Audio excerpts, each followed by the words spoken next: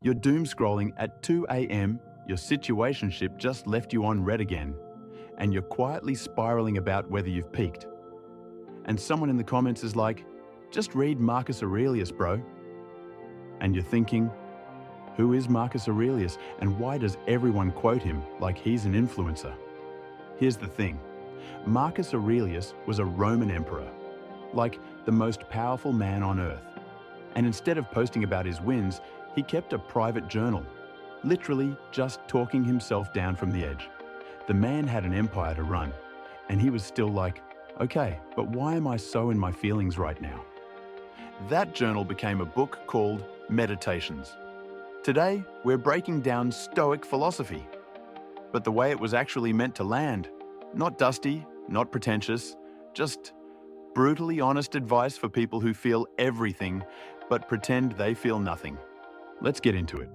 The Stoics had this whole framework, and it's the foundation of everything, called the dichotomy of control. Fancy words for a simple idea. Some things are up to you. Most things are not. Your feelings? Up to you. Your response? Up to you. What people think of you, whether you get the job, whether he texts back, not up to you. And I know that sounds bleak, but stay with me, because it's actually the most freeing thing you'll ever hear. Most of your anxiety, it's coming from trying to control outcomes you are never in charge of. You're spending energy managing perceptions, obsessing over variables that aren't yours to move.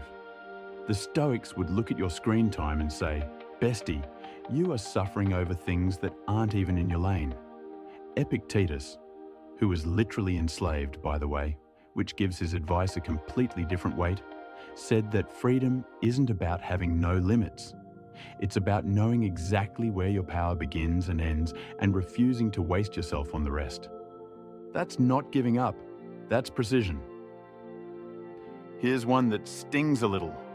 We've all been raised in a culture that told us we're the main character. And there's a version of that which is healthy.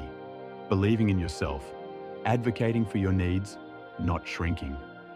But the Stoics would gently, lovingly roast us for something else.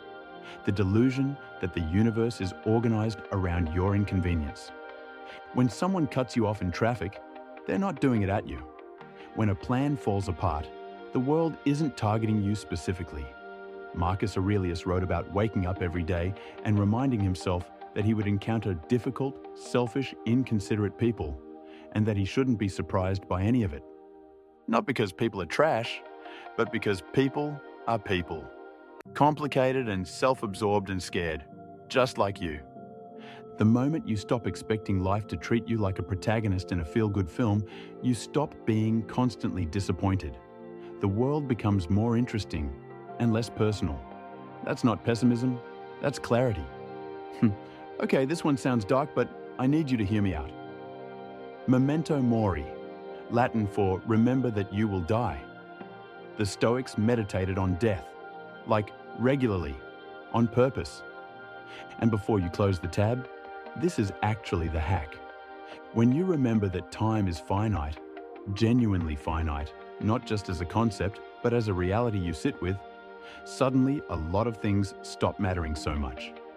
The embarrassing moment from 2019 that still lives rent-free in your head, genuinely, cosmically, small. The grudge you're holding, heavy for no reason. The dream you keep deferring because you're scared to fail, you're wasting the only resource that doesn't renew. Seneca wrote, "We suffer more in imagination than in reality." Most of the suffering you're carrying right now is hypothetical. It's a story about the future or a replay of the past. The actual present moment is almost always survivable. Death isn't the scary part, the Stoics argued. Spending your life avoiding discomfort, playing it safe, shrinking yourself, that's the scary part. The Stoics had one answer to the question, what is the good life? And it wasn't money, it wasn't clout, it wasn't aesthetics or a relationship or a title. It was virtue, living according to your values, being the kind of person you'd respect consistently when no one is watching, which, in an era of personal branding and performing authenticity online, is genuinely countercultural advice. Because virtue isn't a vibe you maintain for the gram. It's what you do in the DMs. It's how you treat the person who can't do anything for you. It's whether you tell the truth when lying would be easier. The Stoics believed your character is the only thing that's actually yours. Status gets taken, money moves, relationships end, but who you are, that's the one thing no circumstance can strip from you unless you let it. That hits different when you've watched people lose everything except their integrity and come out of it still standing. Look, I'm not here to tell you that Stoicism is a life hack or a morning routine or something you do for 30 days and feel cured. It's a practice, a daily, imperfect, sometimes frustrating practice of choosing to respond instead of react, of focusing on what you can control, of taking your character seriously even when the culture tells you to optimize your image instead.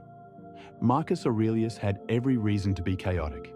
He was rich, powerful, and grieving. Several of his children died during his lifetime, and still, he kept writing the same reminders to himself.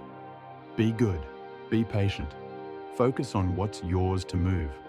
Not because it was easy, but because he knew that the alternative, living at the mercy of every outcome, every opinion, every uncontrollable thing, was its own kind of prison. You don't have to be an emperor to need that reminder. Like and subscribe if this hit. Drop a comment with the Stoic principle that you're currently failing at. Because same, honestly, same.